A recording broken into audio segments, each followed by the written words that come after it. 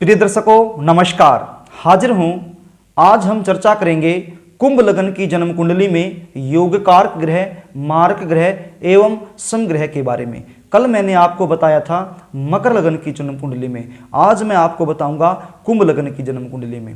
प्रिय दर्शकों, कल भी मैंने आपको बताया था यदि आप योग कारक, मारक एवं समग्रह के बारे में संपूर्ण जानकारी चाहते हैं, ये जानना चाहते हैं कि किसी भी जन्म कुंडली से कैसे इन ग्रहों का चुनाव हम करें, कैसे जाने कि कौन सा ग्रह शुभ फल देने वाला है, कौन सा अशुभ देने वाला है, कौन सा हमारा मित्र है, कौन सा हमारा शत्रु है। तो प्रिय दर्शकों, इसके विषय में मैं 3 अलग अलग वीडियो बना चुका हूं। उन तीनों वीडियो का लिंक मैं इस वीडियो के डिस्क्रिप्शन में डाल दूंगा। आप आसानी से उसको देख सकते हैं और समझ सकते हैं कि आखिर योग कारक, मारक एवं सम होता क्या है। तो प्रिय दर्शकों, एक ही वीडियो में संपूर्ण जानकारी नहीं दी जा सकती, इसलिए वीडियो के अलग अलग पार्ट बनाने पड़ते हैं। तो प्रिय दर्शकों, ज़्यादा समय न लगाते हुए शुरू करते हैं आज का कार्यक्रम। आप बोर्ड पर देख रहे हैं एक जन्म कुंडली के चार्ट को। लग्न में ही 11 नंबर अर्थात कुंभ राशि लिखी है, इसलिए ये कुंभ लग्न की जन्म कुंडली बनती है।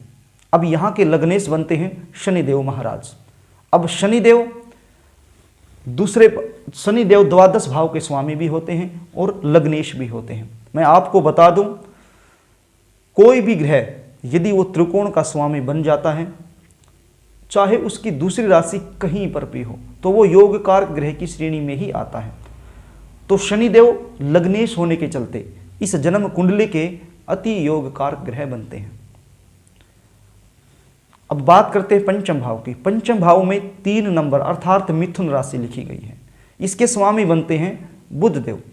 अब बुध देव की जो दूसरी राशि है वो जन्म कुंडली के अष्टम भाव में है। कोई फर्क नहीं पड़ता, क्योंकि एक राशि त्रिकोण में होनी चाहिए। तो बुध देव भी कुंभ लग्न की जन्म कुंडली में अति योग कारक ग्रह की श्रेणी में आते हैं। अब आप देखिए जन्म कुंडली के नवम भाव को। नवम भाव में 7 नंबर राशि अर्थात तुला राशि, जिसके स्वामी बनते हैं शुक्रदेव। अब शुक्रदेव की जो दूसरी राशि है वो जन्म कुंडली के चतुर्थ भाव में है। अब ये भी अति महत्वपूर्ण भाव, और ये जो चतुर्थ भाव है ये भी अति महत्वपूर्ण भाव, और दूसरा लग्नेश के साथ अति मित्रता। तो शुक्रदेव कुंभ लग्न की जन्म कुंडली में अति योग कारक ग्रह बनते हैं। तो प्रिय दर्शकों, आपने जाना कि कुंभ लग्न की जन्म कुंडली में योग कारक ग्रह शनिदेव, बुधदेव एवं शुक्रदेव। अब बात करते हैं मारक ग्रह की। तो प्रिय दर्शकों, आप जन्म कुंडली के दूसरे भाव को देख रहे हैं, जहां पर 12 नंबर दर्शाया गया है, जिसका अर्थ है मीन राशि। अब मीन राशि के स्वामी बनते हैं देवगुरु बृहस्पति। अब देवगुरु बृहस्पति की जो दूसरी राशि है वो जन्म कुंडली के एकादश भाव में है।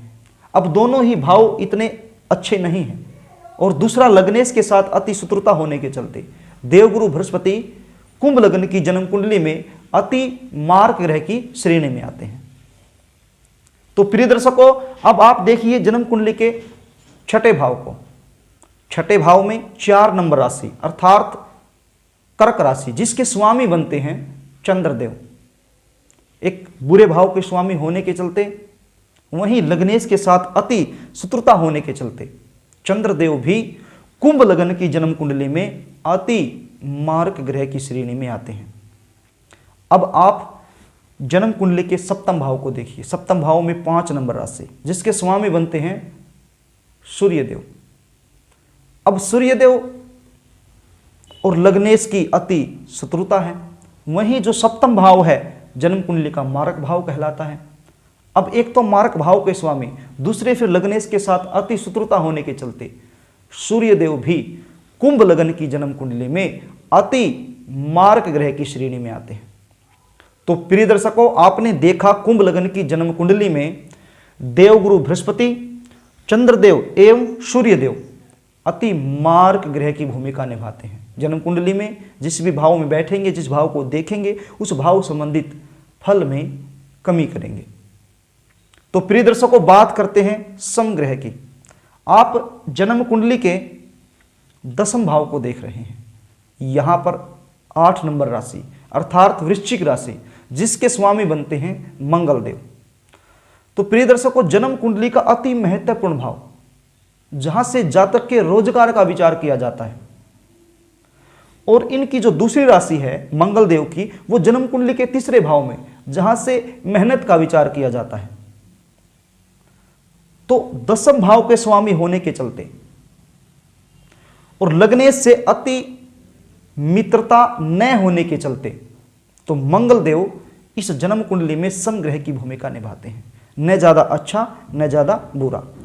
यदि हम राहु केतु की बात करें तो राहु केतु भी कुंभ लग्न की जन्म कुंडली में लगभग शुभ फल प्रदायक ही माने जाते हैं, यदि वो अच्छे ग्रह के साथ युति बना करके बैठ जाएं तो प्रिय दर्शकों, आज आपने जाना कुंभ लग्न की जन्म कुंडली में यदि योग कारक ग्रह की हम बात करें तो शनिदेव, बुध देव, शुक्र देव। यदि मार्ग ग्रह की हम बात करें तो देवगुरु बृहस्पति, सूर्यदेव, चंद्रदेव। और यदि समग्रह की बात हम करें तो मंगल देव और राहु केतु भी लगभग शुभ फल प्रदायक ही माने जाते हैं कुंभ लग्न की जन्म कुंडली में। तो आशा करता हूं आपको यह कार्यक्रम आसानी से, सरलता से समझ में आ गया होगा।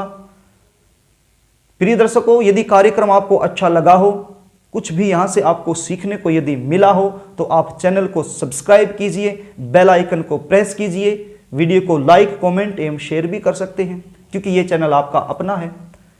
तो प्रिय दर्शकों, कल मैं आपको बताऊंगा मीन लग्न की जन्म कुंडली में योग कारक मार्क एवं समग्रह के बारे में।